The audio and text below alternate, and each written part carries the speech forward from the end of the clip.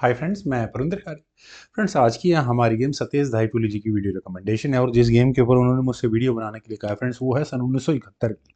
लेकिन इसमें सबसे बड़ी खास बात क्या है फ्रेंड्स? 1971 की गेम है ये।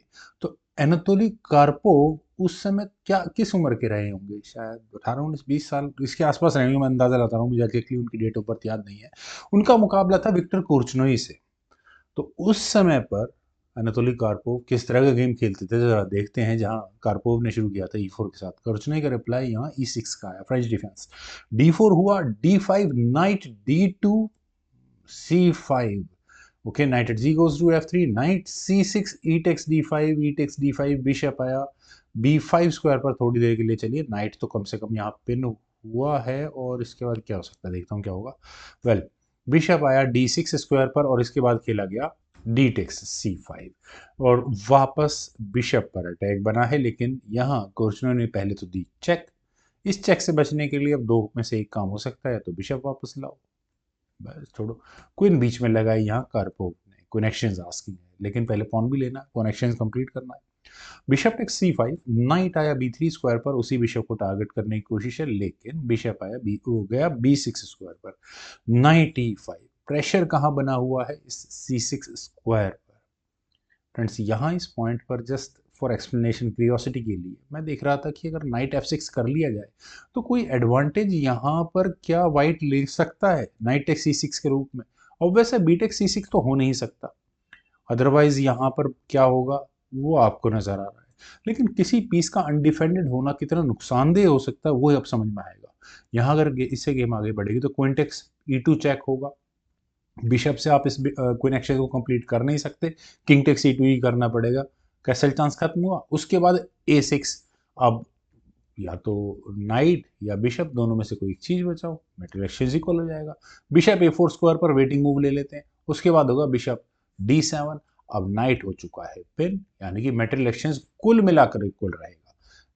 चलते हैं जरा फ्रॉम हेयर गेम पर। यहाँ खेला गया किंग F8, ब्लैक ने ठीक है क्वीन की पिन को खत्म किया। देन हुआ बिशप F4 और प्रेशर जो बना था इस नाइट पर उसको इक्विलिब्रियम में रखने की कोशिश की गई। क्वीन आई F6 स्क्वायर पर, सीधा सीधा बिशप पर अटैक है। बिशप गया G3 स्क्वायर पर, देन हुआ H5। ऑब्वियस है, अगले मूव में एक कदम और आगे पुश करो, नाइट वन डिफेंडेड कराओ, तो नेचुरल सिलेक्शन ऑफ मूव क्या बनता है? H1 को आगे पुश करना H4 स्क्वायर पर। Knight at G goes to E7 यहाँ पहले ब्लैक ने किया और इसके बाद यहाँ ब्लैक ने सीधा सीधा पहला काम कैसल करने का किया। देन हुआ knight takes E5। Friends, knight takes E5 होने के बाद बिशप टेक्स E5 हुआ, मेटल एक्सचेंज इक्वल हुआ, क्वीन पर अटैक बना, लेकिन F2 पॉन यहाँ जा चुका है। लेकिन ऐसा नहीं है कि एक पॉन का एडवांटेज यहाँ ब्लैक को हो गया हो। Queen takes F2, bishop takes G7 check. अब ये बिशप टेक्स G7 चेक में यहाँ F2 पॉन दिया है वाइट ने, तो एक पॉन वापस भी तो लेना है, G7 पॉन। ऐसा क्यों?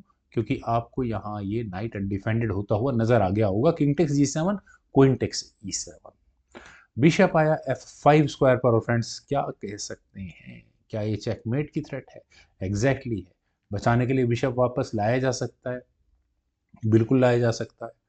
खैर, यहाँ हुआ queen E5 check, F pawn आगे पुश कर दिया है, पहले क्वीन बचाओ, चेकमेट तो बाद में बचना। देन हुआ क्वीन E7 चेक के साथ, किंग आया G6 स्क्वायर पर, देन रुक D2। फ्रेंड्स, इसके अलावा और कोई तरीका था भी नहीं, क्योंकि ब्लैक का रुक सामने आने के लिए बिल्कुल तैयार बैठा हुआ है। आप कुछ भी कर लो, रुक सामने आगे परेशान करेगा। क्वीन पर अटैक है, पहले क्वीन को बचना होगा, या फिर कोर्सनोई ने बिल्कुल सही काम किया, उन्होंने यहाँ अपने बिशप को E3 स्क्वायर पर रखकर यहाँ इसी रुक को ही पिन कर दिया, बात ही खत्म। रुक आया F1 स्क्वायर पर। ठीक है भाई, पहले तो आप सबसे पहले अपनी क्वीन को बचाओ, रुक तो फंस चुका है। क्या बेहतर नाइट को वापस लाना था? नहीं, बिल्कुल नहीं। खैर, बिशप टेक्स D2 चेक के साथ नाइट टेक्स D2 हुआ और क्वीन बची D4 स्क्वायर पर। फ्रेंड्स, क्वीन D4, नाइट, अच्छा किंग अभी हटा नहीं सकते, आप कुछ भी नहीं कर सकते। चलिए, रुक टेक्स F5। फ्रेंड्स, ये है कमाल की गेम। मैं यहाँ कहूँगा कि एनातोली कार्पोव ने अब जरा गेम में अपनी ग्रिप मजबूत कर ली, क्योंकि गेम में आके देख चुका हूँ तो इसलिए कह सकता हूँ मैं। यहाँ देखिए, एक्शन पहले एक अभी भी रुक गया इनका, वो ट्रैप हो गया था।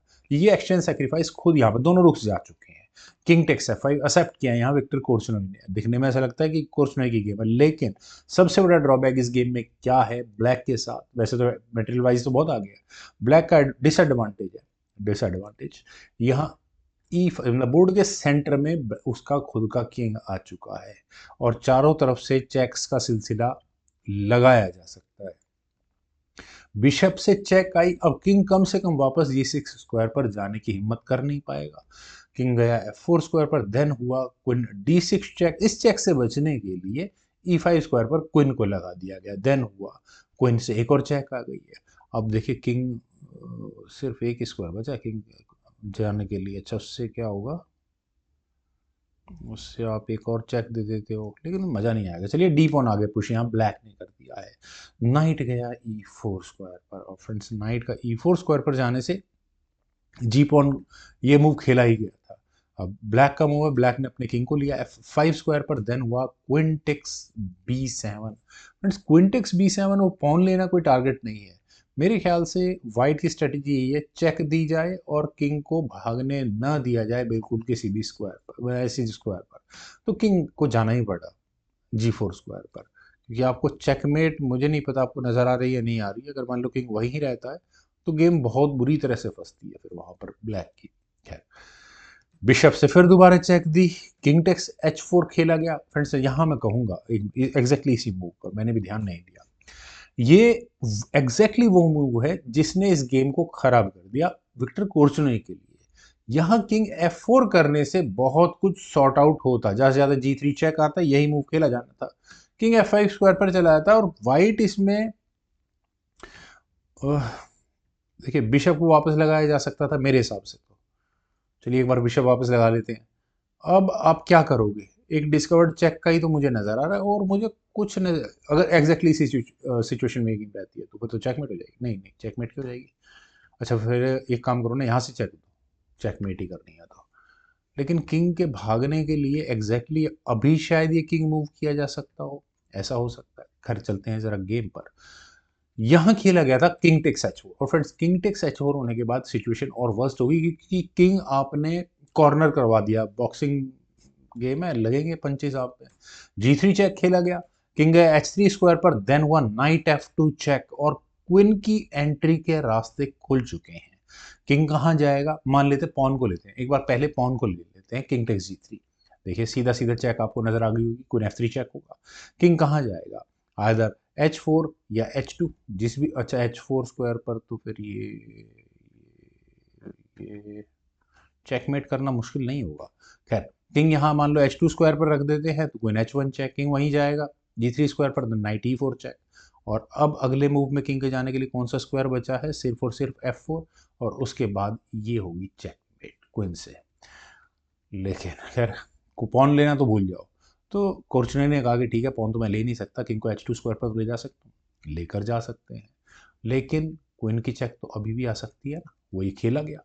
Queen H1 check, king takes G3, वही सीक्वेंस आ गया जो भी मैं डिस्कस कर रहा था। नाइट E4 चेक हुआ, किंग यहाँ से क्या करा जाए, किंग के जाने के लिए F4 स्क्वायर ही अवेलेबल है। देन फाइनल मूव था यहाँ पर एनाटोली कार्पोव का, क्वीन F3 चेक, और फ्रेंड्स ये है चेकमेट। क्या गजब की चेकमेट है वाकई में। पूरे किंग को बिशप नाइट, इन्होंने क्वीन तो बेचारे ने आके हेल्प कर दिया चेकमेट करने के लिए, बाकी गेम तो बिशप और नाइट की ही थी। उम्मीद है फ्रेंड्स आप सभी लोगों को भी ये गेम जरूर पसंद आई होगी।